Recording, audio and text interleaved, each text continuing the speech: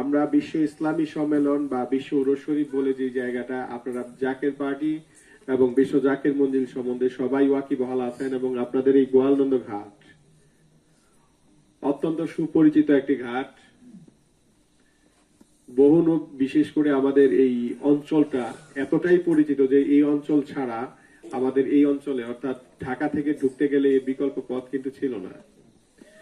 তো এটা এতটাই পরিচিত যে আপনার এখান দিয়ে বহু ওলি আল্লাহ নুজাবা নুকাবা এই দিক দিয়ে গেছে না যায় নাই, সব দিক থেকে এটা একটা গুরুত্ব বহন করে কি করে না। এবং আপনাদের সবচেয়ে বড় সৌভাগ্যের বিষয় যে বিশ্ব লেখা যাওয়া ফরিদপুরিও এই দিক দিয়ে অনেকবার গেছেন, আসছেন, এবং ওনার আওলাদদ্বয় আসছেন গেছেন, অর্থাৎ পবিত্রতার একটা স্পর্শ এখানে আছে না নাই।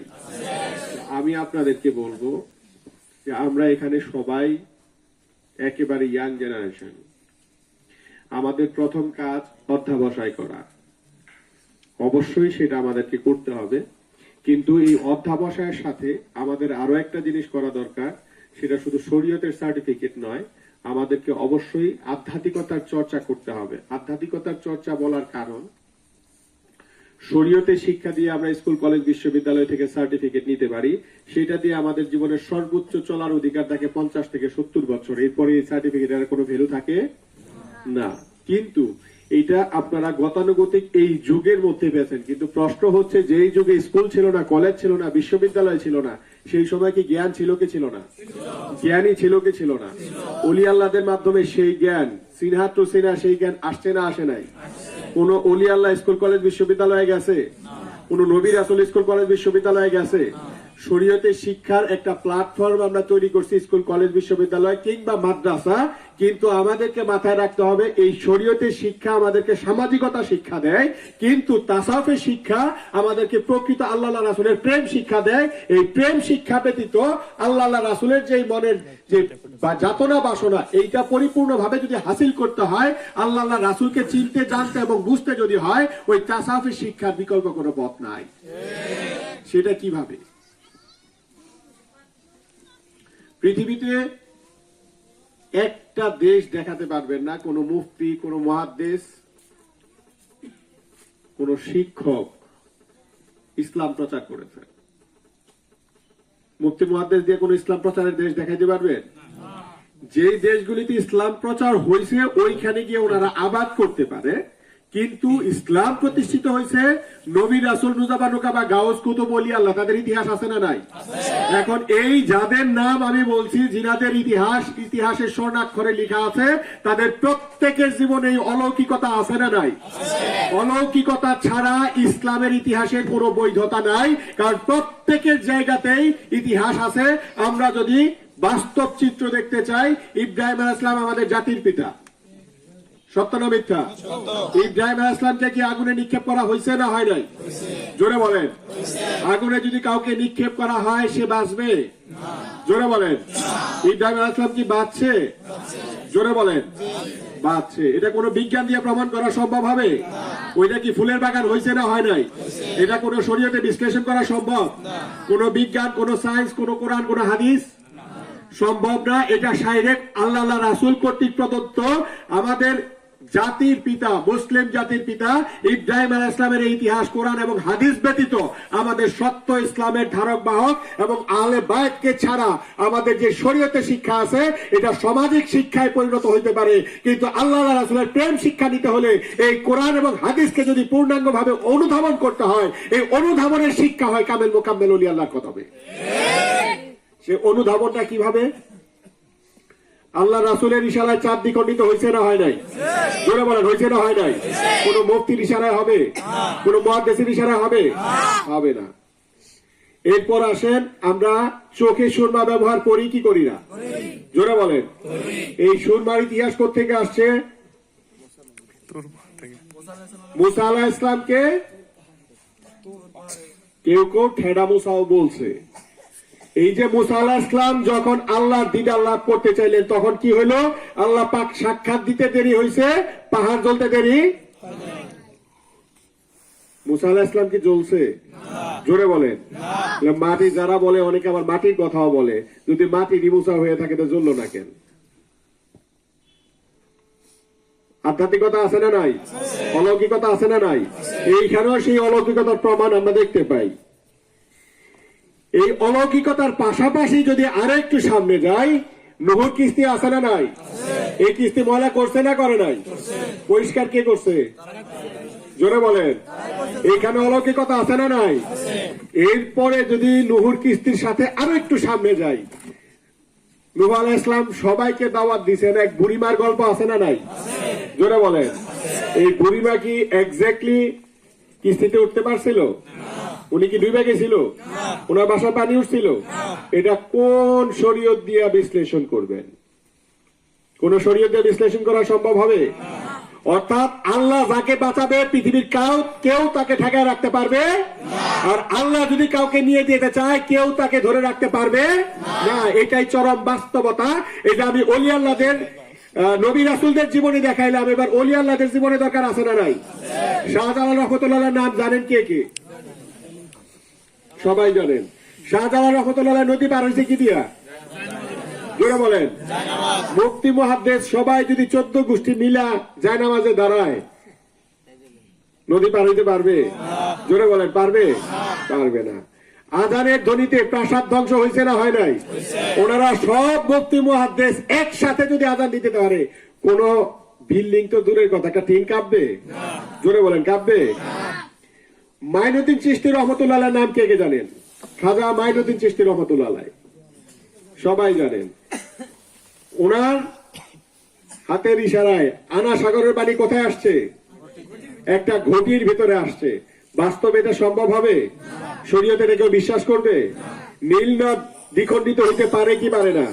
কোন শরীয়তে বিশ্লেষণ করতে পারবেন? পারবেন। তাই আমি আপনাদেরকে বলবো, শরীয়তের শিক্ষা শিক্ষিত হওয়া দরকার আছে, কিন্তু আধ্যাত্মিকতা চর্চা ছাড়া যে আল্লাহ রাসূলের কথা বলেন, যে প্রেমের কথা বলেন, যে পরকালের কথা বলেন, এই পরকালের শিক্ষা, এই আধ্যাত্মিকতা শিক্ষা, এই আত্মতৃপ্তির শিক্ষা যদি আপনাকে নিতে হয়, অবশ্যই সেই কামেল মোকাম্মেলের কদমে গিয়ে সেই শিক্ষা নিতে হবে। এইটা বলারও কারণ, আমরা যারা স্কুল কলেজ বিশ্ববিদ্যালয় বা মসজিদে পড়ি, মাদ্রাসায় পড়ি, আল্লাহ রাসূল কারীম সাল্লাল্লাহু আলাইহি ওয়াসাল্লাম হেরা পর্বতে গেছেন না যান নাই? কে কে স্বীকার করেন? ওইখানে ধ্যানমগ্ন থাকতেন কি থাকতেন না?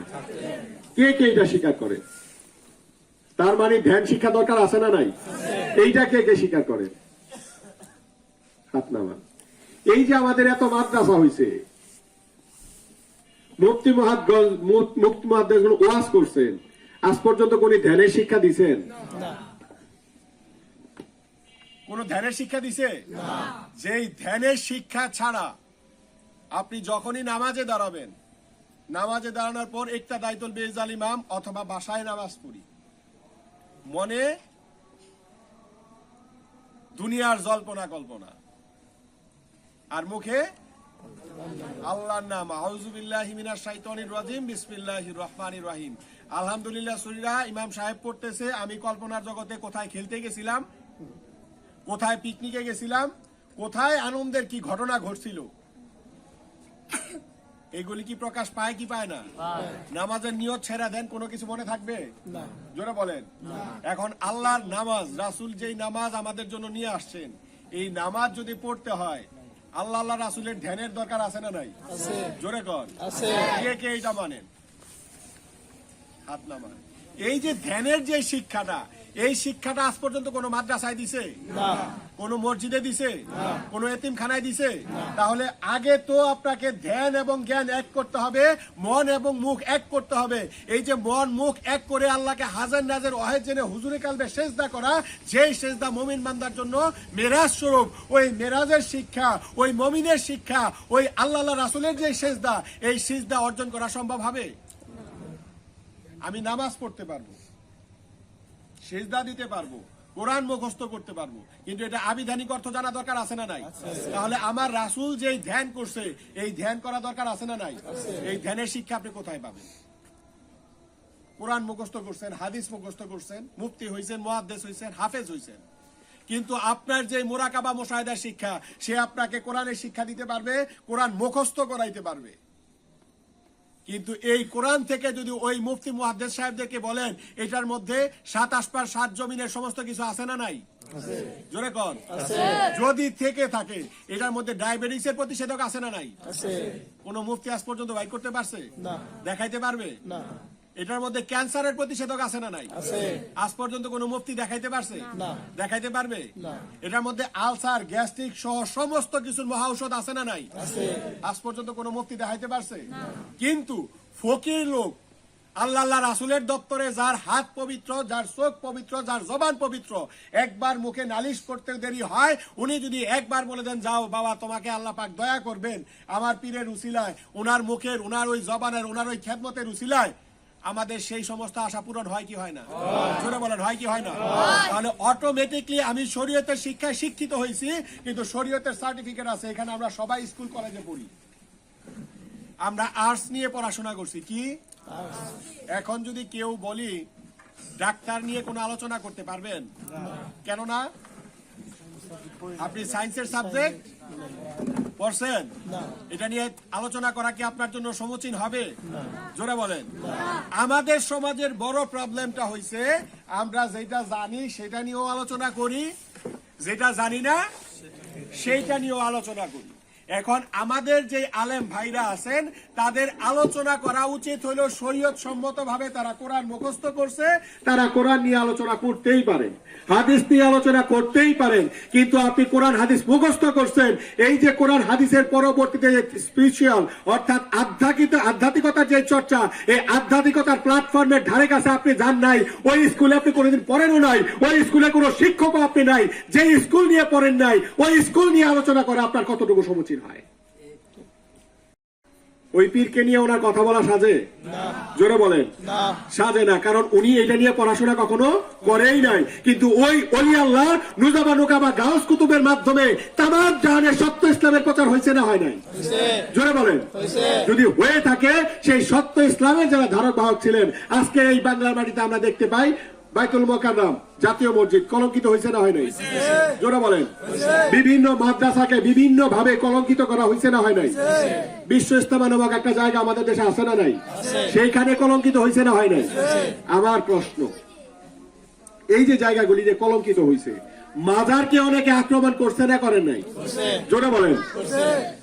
এখন আমার প্রশ্নটা একটু ভালো করে শোনেন তো, এই যে মসজিদটায় তারা আক্রমণ করছে, এরা কি হিন্দু, বৌদ্ধ, খ্রিস্টান, অন্য ধর্মী?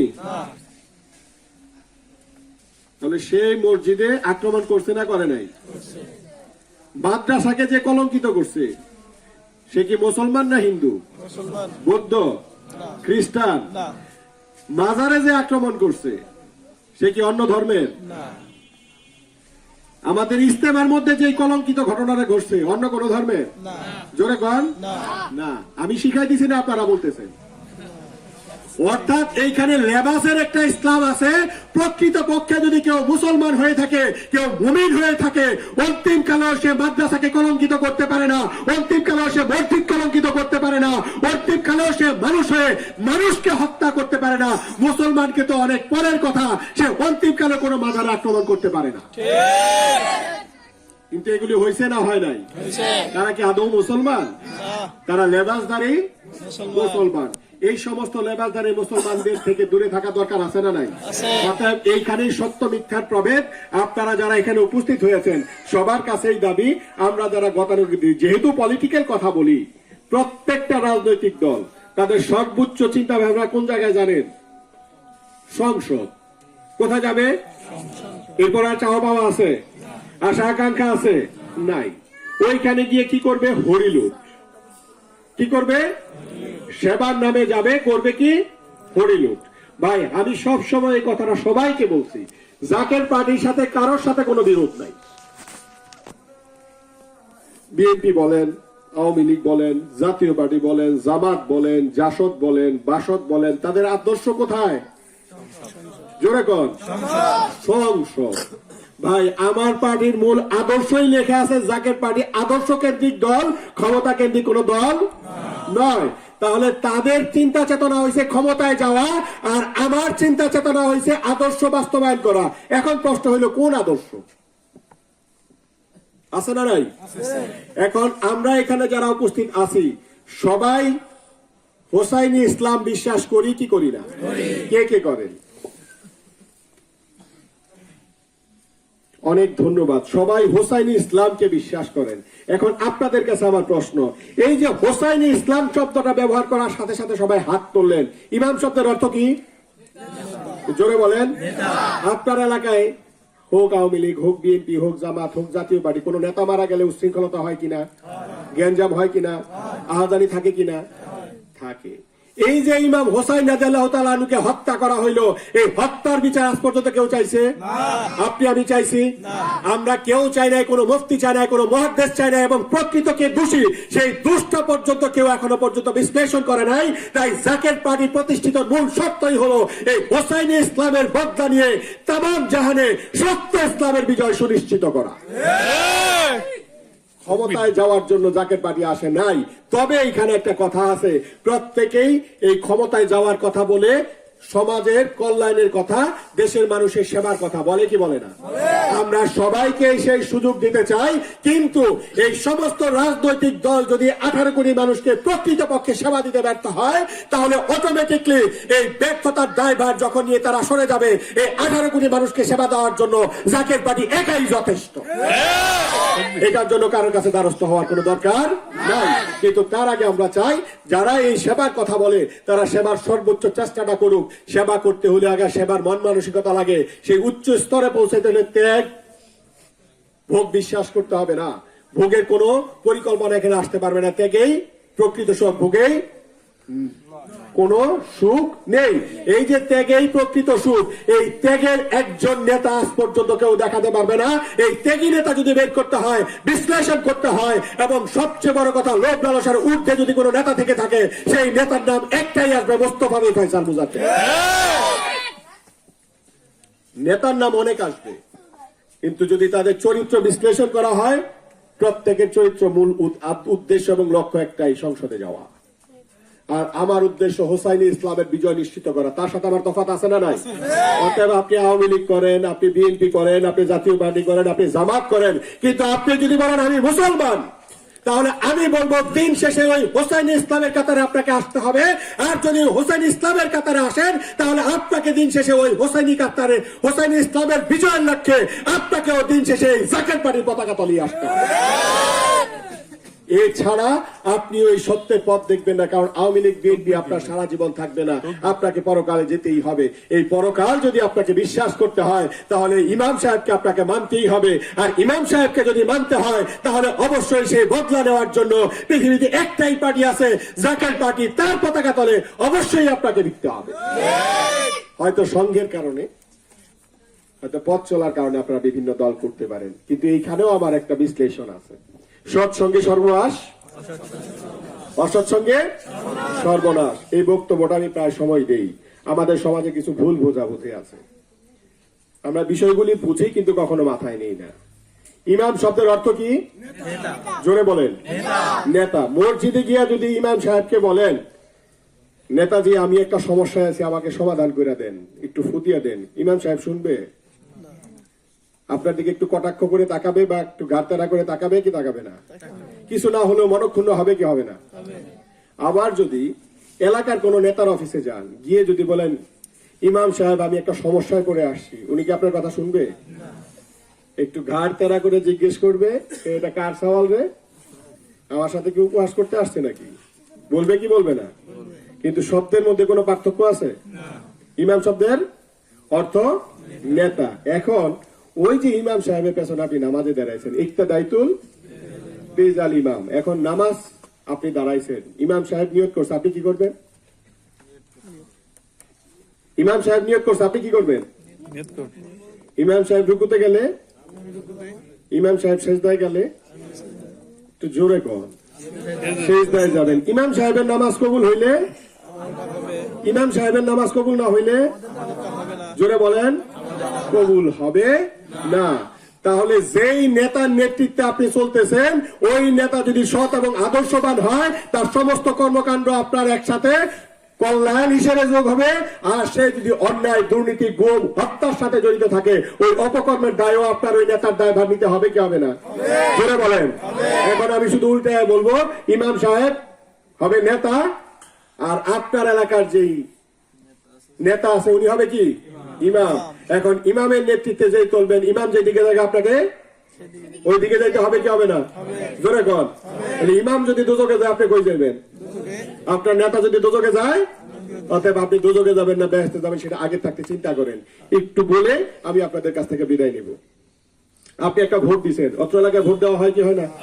ভোট দেওয়ার পর আপনার এলাকার নেতা মসজিদ করলো, মাদ্রাসা করলো, এতিমখানা করলো, করার পর এই মসজিদ মাদ্রাসার সওয়াব যারা ভোট দিছে, যারা সমর্থন করছে, তাদের আমলনামায় আসবে কি আসবে না? এটা কি 1 বছরের জন্য, 2 বছরের জন্য, 5 বছরের জন্য? আপনি ভোট দিয়ে চলে গেছেন, কিন্তু অনন্তকাল এই মসজিদের সওয়াব যাবে কিনা? এই হাসপাতালের সওয়াব যাবে কিনা? একটু জোরে কর। যাবে। তাহলে অটোমেটিকলি যদি এইটা হয়ে থাকে, আপনি যাদেরকে ভোট দিয়েছেন একজন নেতাকে দেখান সে দুর্নীতি করে নাই, দেখাতে পারবেন? একটা নেতাকে দেখান যে গম, আটা চুরি অর্থাৎ ত্রাণের সামগ্রী চুরি করে নাই? প্রত্যেক নেতা দুর্নীতির সাথে জড়িত আছে না নাই? জোরে বলেন। দুর্নীতি করার সাথে যদি জড়িত থেকে থাকে, এই দায়ভার আপনাকে নিতে হবে কি হবে না? জোরে কন। দুর্নীতি করার পর প্রচুর অর্থের মালিক হইল, হওয়ার পর প্রথমেই মানুষ সবার আগে কি চিন্তা করে? নিজের ঘরের আর শান্তি, নাকি? তাহলে নিজের সন্তানকে সবচেয়ে নিরাপত্তা দিতে চাইবে কি চাইবে না? এই নিরাপত্তার জন্য, উন্নত জীবনের জন্য কোথায় পাঠাবে? কোন দেশ? সেটা কোন দেশ? কোথায়? মধ্যপ্রাচ্য বলেন, সৌদি। সৌদি কোন নেতার পোলা পাঠায় না। কোথায় পাঠায়? ইউরোপ এবং আমেরিকাতে। ইউরোপ আমেরিকাতে যখন যায়, ওইখানে কি হজের শিক্ষা দেয়? জাকাতের শিক্ষা দেয়? ইসলামের শিক্ষা দেয়? ইসলামের আদর্শের শিক্ষা দেয়? টাকা ছিল দুর্নীতি, প্রথম সূত্রপাত হয়েছে আপনার টাকা আত্মসাৎ করছে না করে নাই? এমন একটা নেতা দেখাতে পারবেন না সমাজে সে দুর্নীতি করে নাই। এমন একটা নেতা দেখাতে পারবেন না সমাজে সে অপকর্মের সাথে জড়িত নাই। তাহলে সেই অপকর্মের দায়ভার আপনার জীবনে আসবে কি আসবে না? এখন তার সন্তান ইউরোপে গেলে আর দেশে ফিরবে? ওইখানে বিয়ে শাদী করবে কি করবে না? ওইখানে শাহ সন্তান হবে কি হবে না? ওই শাহ সন্তান কি মুসলমান? জোরে বলেন। সে 5 ওয়াক্ত নামাজ পড়বে? সে হাজি হবে? সে হাদিস পড়বে? সে রহমত ধরবে? সে জিকির করবে? সে আমাদের কালচারে বড় হবে? সে ইসলামের কালচার বুঝবে? কোন কালচার বুঝবে? ইউরোপের কালচার, খ্রিস্টানের কালচার, ইহুদির কালচার। ওই ইহুদির কালচার কি আপনার আমার কালচারের সাথে মিশবে? ওই কালচারে যুগের পর যুগ তার বংশ যতদিন থাকবে ততদিন পর্যন্ত আপনার কবরে আযাব হইতে থাকবে। কারণ তাকে আপনি সমর্থন করেছিলেন, তার কারণে সে দুর্নীতি করে, তার সন্তানদেরকে বিদেশে প্রেরণ করে, যতদিন পর্যন্ত তার সন্তান ওই অপকর্মের সাথে জড়িত থাকবে, আর আপনার ওই কবরে ততদিন আযাব করতে থাকবে। সে আযাব যারা ভোগ করতে চান তারা ওই দিকে ধাবিত হন, কারণ ওই নেতার দায়িত্ব আপনাকেই নিতে হবে, কারণ ওই নেতার সাথে পরের কালে আপনারাও তুলতে হবে। কারণ আল্লাহর কাছে এখন এই যে আমার কথা ভিডিও করতেছেন, একটু পরে যদি আমাকে জিজ্ঞেস করা হয় আমি অস্বীকার করতে পারবো? জোরে বলেন, পারবো? তাহলে আল্লাহর কাছে এই ভিডিওর আছে না নাই? আমি মনে মনে যা কল্পনা করি ওটা আছে না নাই?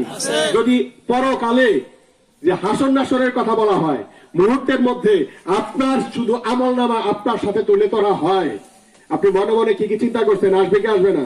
চোখের পলকে কি চিন্তা করছেন? আসবে কি আসবে না? এটা যদি তুলে ধরা হয়, আরেকজনের দিকে তাকানোর কোন দরকার আছে? নিজের আমলনামাই আমাকে দুজকের দিকে ধাবিত করবে। অতএব আপনার ওই নেতার কর্মকাণ্ড আপনার সামনে উঠে আসবে কি আসবে না? কারণ সঙ্গটা কার ছিল? আপনার ওই নেতার সাথে দল করছি, সালাম দিছি, মিছিল করছি, মিটিং করছি, দল নিয়ে ব্যস্ত ছিলাম কি ছিলাম না? আপনি ওই দল করে মারা গেছেন, কয়দিন আপনারা স্মরণ করবে? করবে?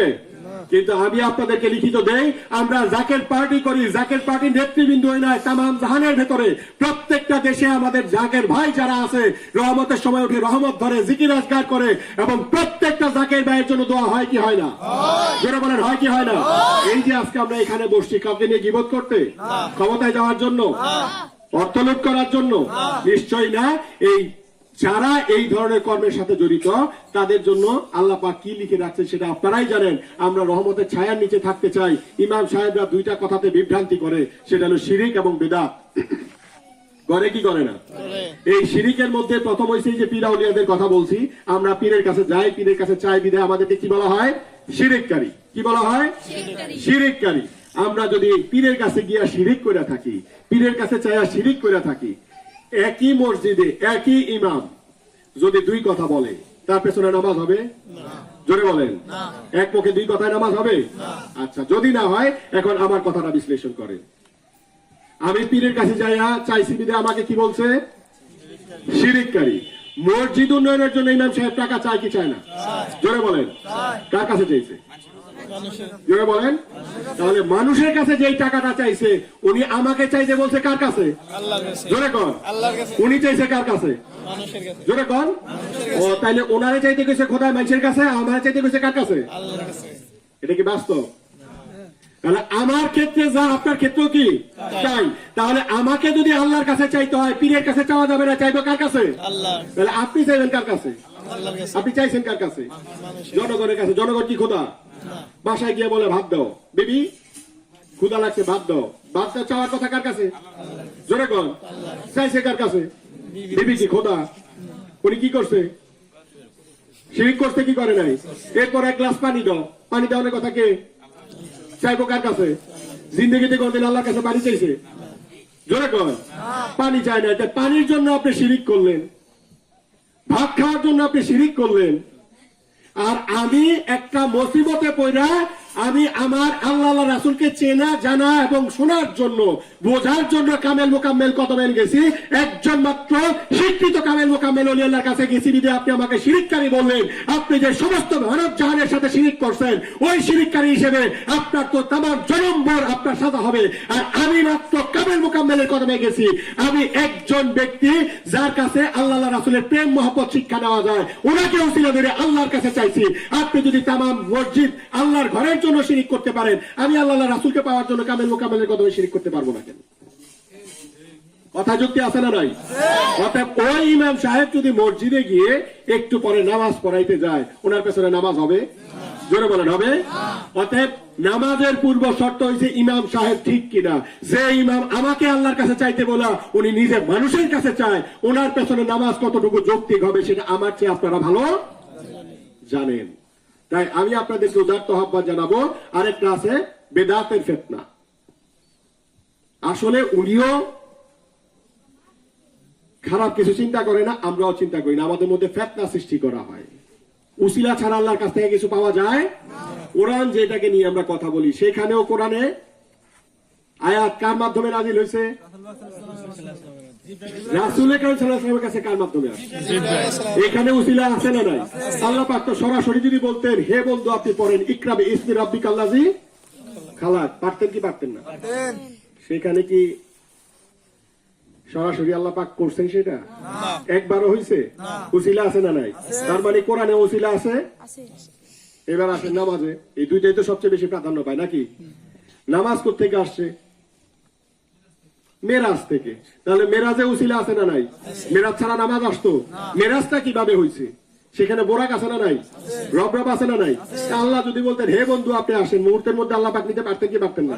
মাঝখানে বোরাক রবের দরকার হইতো? হয়েছে না হয় নাই? ওইখানে কথোপকথনের মধ্যে আল্লাহ রাসূলের মধ্যে রাজি খুশির মধ্যে এই যে নামাজ আসছে, তার মানে এখানে রাজি খুশির বিষয় আছে এবং বান্দা আল্লাহকে দেখার বিষয় আছে না নাই? তাহলে এই যে উসিলাগুলি, এই উসিলা কোনটা অস্বীকার করা যাবে? অতএব আমরা আল্লাহ রাসূলকে রাজি খুশি করা এবং আমাদের মনোবাঞ্ছনা পূর্ণের জন্য আমাদের বিভিন্ন নালিশ থাকে, ওইটা আমরা ওলি আল্লাহদেরকে উসিলা করি। কেন করি? আমার চোখ অপবিত্র, আমার নাক অপবিত্র, আমার চাহনি অপবিত্র, আমার জবান অপবিত্র।